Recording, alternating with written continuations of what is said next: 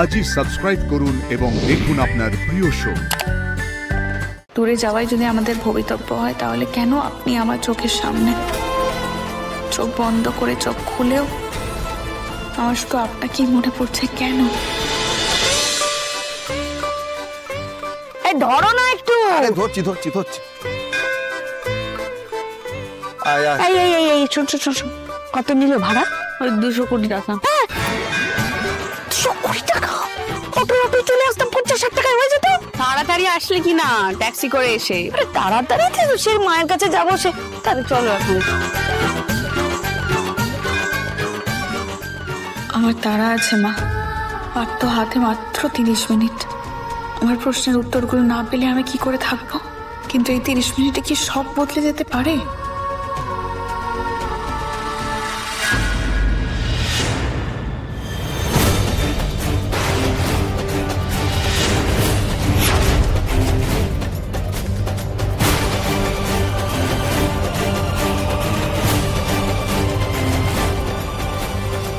কি হলো বলো তো? আরে কিছু হয়নি, ট্যাক্সিতে তো দিব্যি আরাম করিয়ে এলে। ট্যাক্সি অপুকে একটা কেমন কেমন লাগছে না? না না কিছুই লাগছে না, চলো তো করে মা আয়। এই অপু চ।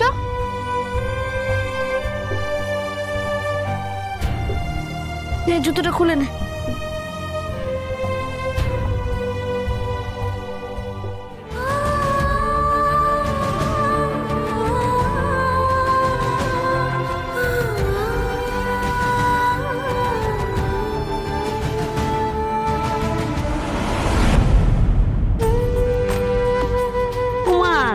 দেখো দেখো শুধু ওই দেখো কি লেখা, সিংহরায় পরিবার কর্তৃক মন্দির স্থাপিত। এই তার মানে আর্য সিংহরায় বানিয়েছেন মন্দির? না না দেখ, আরে সিংহরায় মানে কি আর্য সিংহরায় হবে নাকি? শহরে কত সিংহরায় আছে। তা ঠিক, কিন্তু হতেও তো পারে। আরে আয়।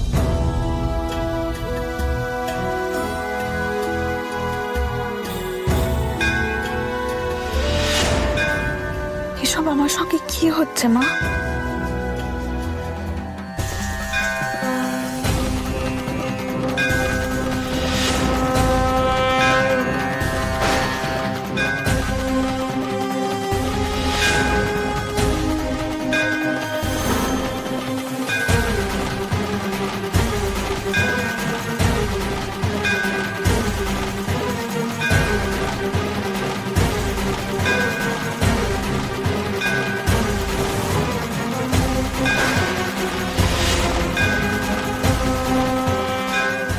এসে এসে এসে ঠাকুরের দর্শন করি।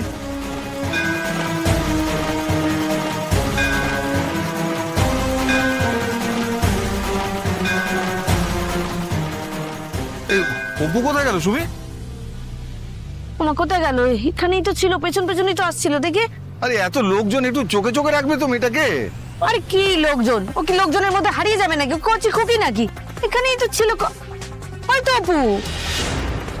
এই ওখানে দাঁড়িয়ে কি করছে?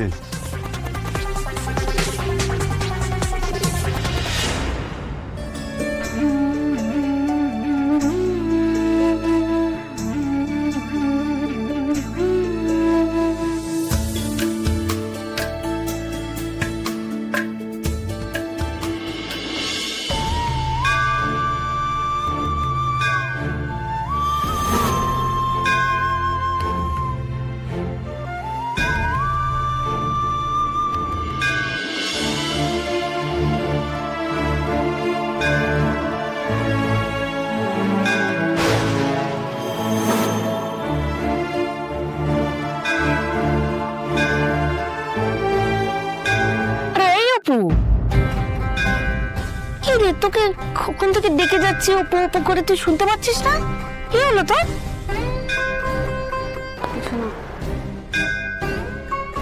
আয় আয় আয় আয় এদিকে আয়। এই এসো এসো। কি সুন্দর মন্দির! এত মন্দিরে গেছি, কিন্তু এখানে যেন একটা আলাদা রকমের শান্তি। হ্যাঁ ঠিকই বলেছো গো, দেখো কত লোকজন, অদ্ভুত একটা শান্তি, মানে কি পবিত্র, একেবারে মন ভালো করে দেওয়া। বলো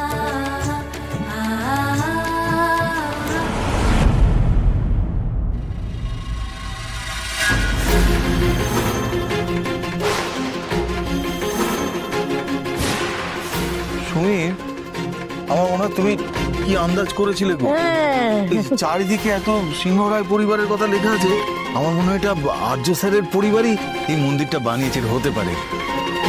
আরে তুমি ঠিকই বলেছো, আস্তে আস্তে দেখলাম না অতগুলো ফলক চোখে পড়লো। হ্যাঁ, আর কি বলতো, শহরে হয়তো অনেক বড় বড় সিংহরায়রা আছেন, কিন্তু মন্দির বানানোর মতো এত বড় মন ও আর্য সিংহরায়েরই আছে। দূরে যাওয়াই যদি আমাদের ভবিতব্য হয় তাহলে কেন আপনি আমার চোখের সামনে? চোখ বন্ধ করে চোখ খুলেও আমার শুধু আপনাকেই মনে পড়ছে কেন?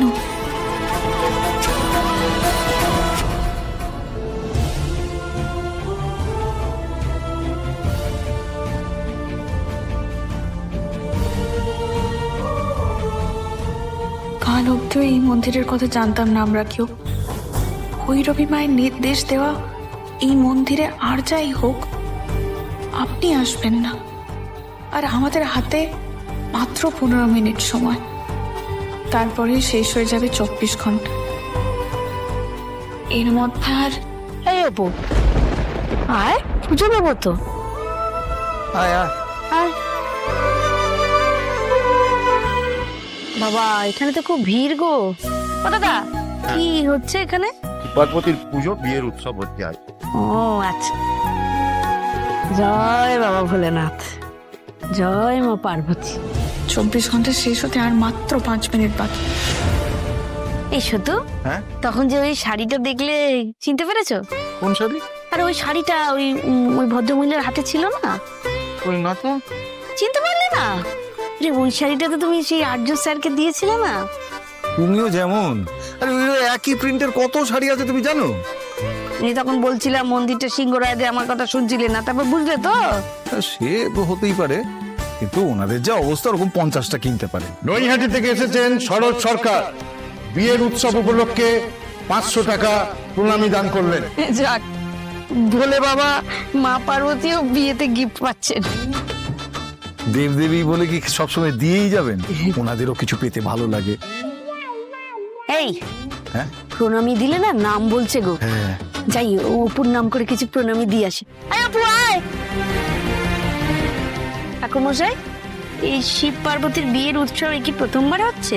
না না মা, এটাই তো মন্দিরের বিশেষত্ব।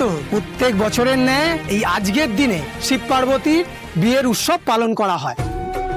লোকে বিশ্বাস করে যে আজকের দিনে অবিবাহিত যারা পুজো দেয় তাদের খুব তাড়াতাড়ি বিয়ের যোগ তৈরি হয়।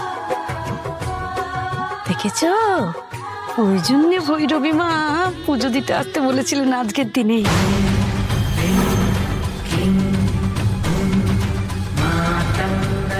উফ, ভৈরবী মা আমার মুশকিল আসাদ, ইউরোপুটার একটা হিল্লে হয়ে যাবে।